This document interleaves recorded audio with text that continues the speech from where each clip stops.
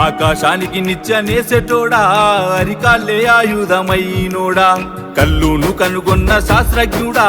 తల్లి ఎల్లమ్మకు వారసుడా తాటి చెట్టును మొక్కి తల్లంటావు ఈ తవనమే నీ ఇల్లంటావు మొగ్గు ముత్తాదులే రెండు కళ్ళంటావు నీ వృత్తి కత్తిసామే గౌడన్న ప్రాణంతో చెలగాటమే ముంతేడు కళ్ళు కోసం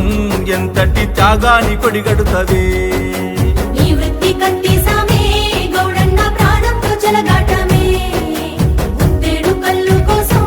ఎంతటి త్యాగాని కొడిగడుతవే